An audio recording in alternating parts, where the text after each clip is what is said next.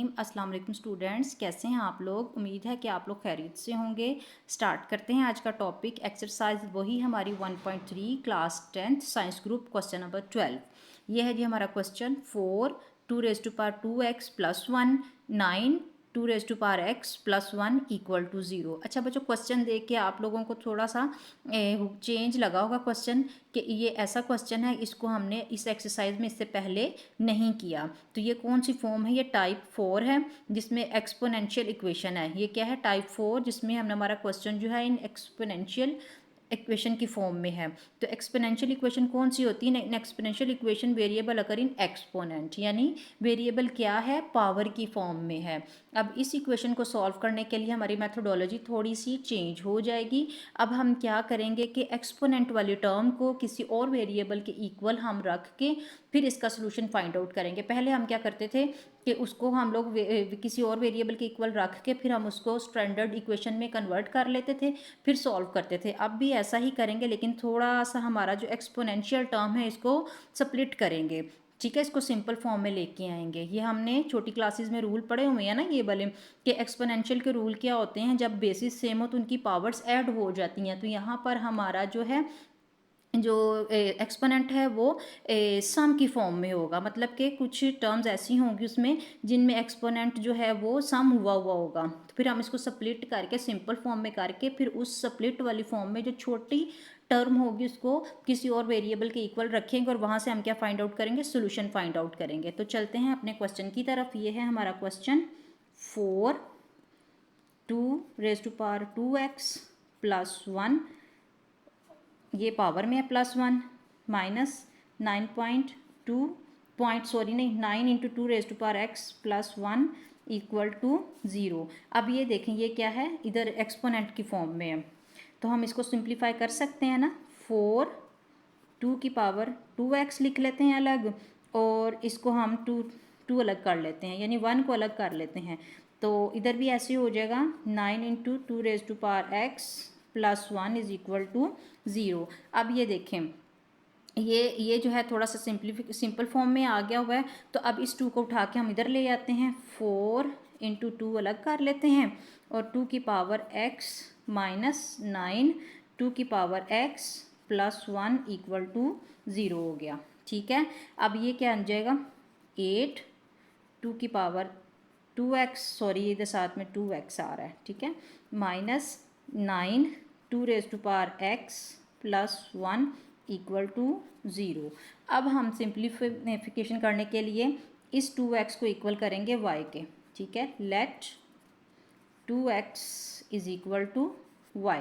तो अब ये देखें, इधर तो एक्सपोनेंट जो था सिंपल x था, तो इस 2 raised to power x को हमने y के इक्वल रख लिया। लेकिन इधर हमारे पास ये देखें एक्सपोनेंट क्या है, x के साथ 2x है, 2 raised to power 2x है। तो आपको पिछले क्वेश्चन याद करके करें थोड़ा सा, उसमें क्या था, हमारे पास जो है वो x जो था वो 1 डिग्री के साथ आ रहा होता था, पावर जो है वो 1 आ रही होती थी, तो हम इसको हम y के इक्वल रखते थे। लेकिन जहाँ पर हमारा x जो है वो स्क्वायर में होता था, फिर हम जिसके इक्वल रखा होता था, यानी जो इक्वेशन बनाई होती थी उसी को हम लोग स्क्वायर कर लेते होते थे, तो फिर हमारे पास x स्क्वायर वाली वैल्यू आ जाती होती थी। यहाँ पर भी हम क्या करेंगे कि हमारे पास 2 raised to power x को हमने लेट कर लिया y के इक्वल, तो हमारे पास यहाँ पर एक टर्म बचती है जिसमें एक्सपोनेंट क्या है, 2x है। ठीक है, पावर क्या है, 2x है। तो इसी को सिंप्लीफिकेशन के लिए इसी वाली इक्वेशन को हम स्क्वायर कर लेंगे, तो हमारे पास क्या आ जाएगा, 2x² y = y का स्क्वायर। तो अब ये जो x जो है ये इस तरह भी तो हो सकता है ना, 2x = y²। तो हमारी इक्वेशन जो है वो कुछ इस तरह से हो जाएगी, 8 यहाँ पर y की पावर 2 की पावर 2x है, वहाँ पे हम y² पुट कर देंगे, और जहाँ पर खाली 2 की पावर x है वहाँ पर y पुट कर देंगे, तो हमारे पास इस तरह की इक्वेशन आ जाएगी। ठीक है, अब ये देखें, ये बन गई है ना हमारी क्वाड्रेटिक इक्वेशन, पहले डिग्री 2 फिर 1 फिर 0। ठीक है ना, तो अब फिर हमारे पास 3 मेथड है, चाहे इसको मैं क्वाड्रेटिक फार्मूले से सॉल्व करूं, चाहे इसको मैं कंप्लीटिंग स्केयर से करूं, चाहे फैक्टराइजेशन से करूं। तो अब ये देखिए फैक्टराइजेशन कर करके अगर तो हमने 9th क्लास में चैप्टर नंबर 5 फैक्टराइजेशन को अच्छी तरह से समझा हुआ है, सॉल्व किया हुआ है, प्रैक्टिस की हुई है, तो मैथ तो है ही प्रैक्टिस। अगर हमने फैक्टराइजेशन की प्रैक्टिस 9th क्लास में अच्छी कर ली तो क्वेश्चन को देख के हमारे जहन में फ़ौरन से पहले उस इक्वेशन की फैक्टराइजेशन आ जाती है। तो हमने एक रूल बनाया हुआ है कि फैक्टराइजेशन कैसे करनी है, इसको और इसको आपस में मल्टीप्लाई करते हैं, जो आता है फिर हम दरमियान वाले नंबर को इस तरह से स्प्लिट करते हैं दो नंबरों में कि जो उसको उनको मल्टीप्लाई करें तो साइडों वाली टर्म का मल्टीप्लिकेशन आ जाए और प्लस या माइनस करें तो वो नंबर खुद आ जाए। तो यहाँ पर देखें 8 1 ज़ार 8 है, तो हम फिर 9 को इस तरह से स्प्लिट करेंगे 8y माइनस वाई, ठीक है, +1 वैसे ही, और इधर क्या आ जाएगा 8y²। यहाँ तक समझ लग गई आप सबको, ये किसके इक्वल है, 0 के इक्वल है। अब हम यहाँ से क्या करेंगे, अगले पेज पे कर लेते हैं।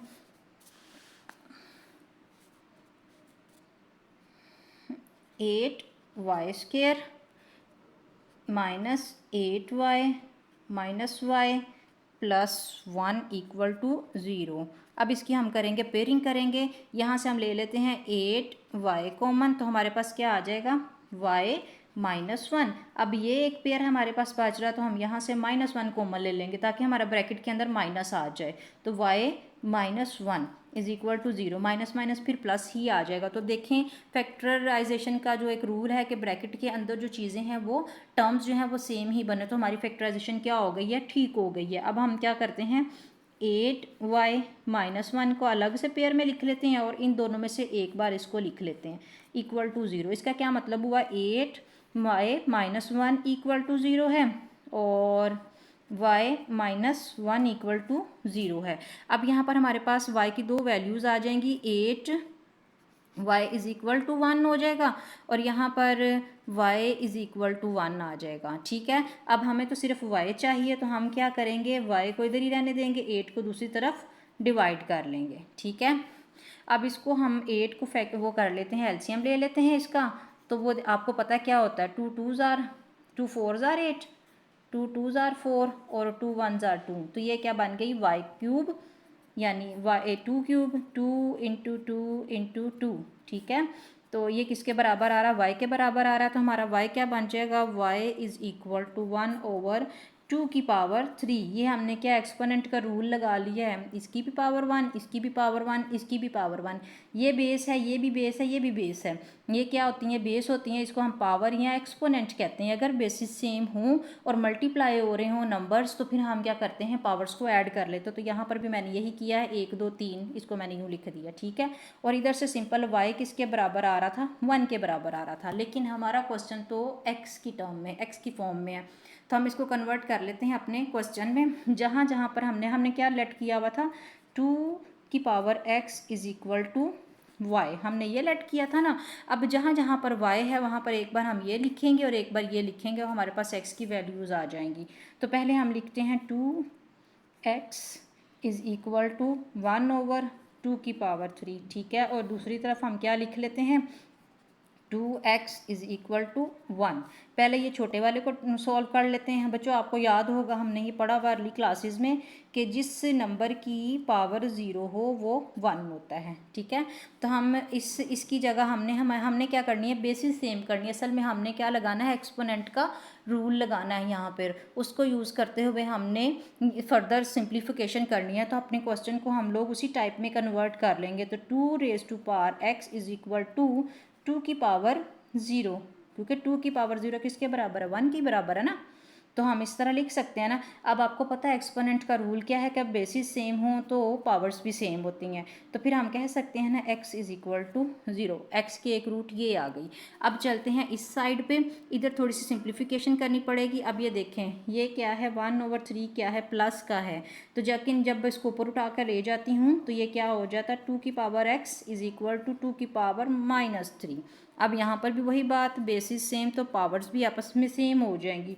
x = -3 आ जाएगा। हमारे पास सोल्यूशन सेट क्या आ गया है, ये है हमारे पास सोल्यूशन सेट 3 और 0। ये था हमारा क्वेश्चन नंबर 12 एक्सरसाइज 1.3 थी। इस तरह का क्वेश्चन था हमारे पास, एक्सपोनेंशियल इक्वेशन थी जिसको हमने सॉल्व किया था। उम्मीद है आपको ये क्वेश्चन बड़ी अच्छी तरह से समझ लग गया होगा। अब हम चलते हैं क्वेश्चन नंबर 13 की तरफ। क्वेश्चन नंबर 13 भी सेम यही वाली इक्वेशन है, ठीक है। लेकिन अब ये देखें, इधर क्या था कि हमारा सारा क्वेश्चन जो था वो ज़ीरो के इक्वल था। अब इसको हमने ज़ीरो के इक्वल खुद कर लेना है। इस सारे टर्म को उठा के मैं इधर ले आऊँगी तो ये किसके इक्वल हो जाएगा, ज़ीरो के इक्वल हो जाएगा। 2x + 2, अब ये इसको उठा के मैं इधर ले आई तो 12 पॉइंट, सॉरी पॉइंट नहीं, 12 ये मल्टीप्लाई है। इधर चाहे यूँ लिखा हो चाहे डॉट लगा, इसका क्या मतलब है, या ब्रैकेट में हो तो इसका क्या मतलब है, ये टर्म आपस में मल्टीप्लाई हो रही हैं। और ये -3 इधर आके +3 हो जाएगा इक्वल टू 0। अब इसको हम फिर से, ये क्या है हमारा एक्सपोनेंट जो है वो प्लस हुआ है, इधर हमारी पावर जो है वो ऐड हुई हुई है, तो इसको हम लोग एक्सपेंडेड फॉर्म में लिख लेंगे। ये क्या है, क्लोज्ड फॉर्म में या एडिशन फॉर्म में है। अब इसको हम क्या कर लेते हैं, एक्सपेंड कर लेते हैं। 3 2x अलग कर लेते हैं, मल्टीप्लाई 3 की पावर 2 -12 3x + 3 इक्वल टू 0 है। थोड़ा सा ना इस तरह का बनाने के लिए इसको उठा के पहले लिख लेते हैं, तो इसको खोल के लिख लेते हैं। 3 × 3, साथ में डॉट 3 की पावर 2x -12 डॉट 3 की पावर x + 3 इक्वल टू 0।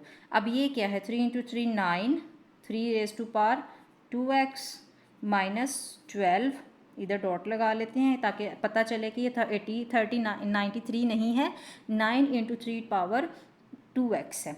इधर भी हम लोग डॉट लगा के 3x + 3 इक्वल टू 0, ठीक है।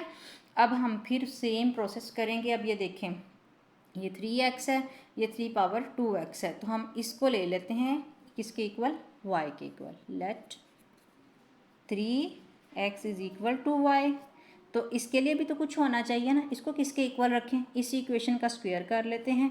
3x का स्क्वायर इक्वल टू y का स्क्वायर। अब ये पावर इससे पहले आ जाएगी, ये 2x हो जाएगा इक्वल टू वाई स्क्वायर, ठीक है। यहाँ तक समझ लग गई। अब हम इस इक्वेशन में पुट कर लेते हैं इनको, जहाँ जहाँ पर 3x है वहाँ y पुट कर लेते हैं, जहाँ पर 3 की पावर 2x है वहाँ पे y स्क्वायर। तो हमारे पास क्या आ जाएगा, 9y स्क्वायर। ये इसकी जगह मैंने पुट कर दिया y स्क्वायर, इसकी जगह पुट कर देती हूँ मैं -12y + 3 इक्वल टू 0। ये क्या आ गई हमारी क्वाड्रेटिक इक्वेशन। क्वाड्रेटिक इक्वेशन क्या थी, एक बार लिख लेते हैं, आपको याद आ जाए।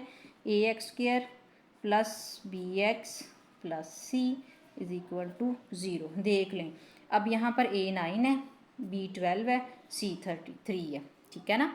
अब x² जो है वो y² के इक्वल है, x किसके इक्वल है, y, यानी वेरिएबल ये x की फॉर्म में है, ये y की फॉर्म में है।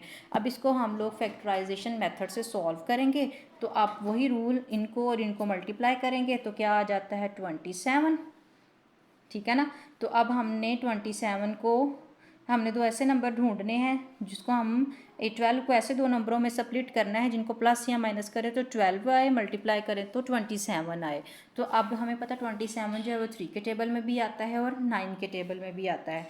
तो हम लोग 9 को ले लेते हैं, 9y² है, तो यहाँ पर पहले हम 9 लिख लेते हैं, 9y माइनस, क्योंकि माइनस क्या है 3, ठीक है, -3y + 3। अब देखिए 9 3s आर 27 और 9 में 3 जमा करें तो 12 इक्वल टू 0। अब इसमें से 9y कॉमन ले लो, हमारे पास क्या बचता है y -1, और इधर से -3 कॉमन ले लो तो y -1 इधर आ गया इक्वल टू 0। तो अब हमारी फर्दर जो है वो क्या बन गई हैं, y की हमारे पास रूट्स आ गई हैं, लेकिन हमने किस में लेना है, उसमें लेना है x में। 9y -3 ये आ गया, और दूसरे पेयर में क्या आएगा, y -1 इक्वल टू 0, ठीक है। 9y -3 इक्वल टू 0 और y equal to, sorry y direct मैंने लिख दिया, y -1 इक्वल टू 0, ठीक है। तो अब हमारे पास क्या आएंगी, दो रूट आएंगी y की, 9y -3 equal to 0, 9y equal to 3 और y इक्वल टू 3/9। कटिंग करते हैं, 3 1s are 3 3 3s are 9, तो y क्या आ गया 1/3। 3, ठीक है। इधर से हमारे पास y इज़ इक्वल टू 1, ठीक है। अब हमें तो लेट किया हुआ है 3x is equal to y, ठीक है। जहाँ जहाँ पर y है एक बार 1/3 और एक बार 1 पुट करके हम लोग x का सोल्यूशन सेट निकालेंगे। तो दरमियान में सेपरेशन रखने के लिए छोटी सी लाइन लगा लेते हैं। 3x इज़ इक्वल टू 1/3, लेकिन इसकी पावर +1, ठीक है। और इधर 3x इज़ इक्वल टू 1, पहले इधर सॉल्व करते हैं।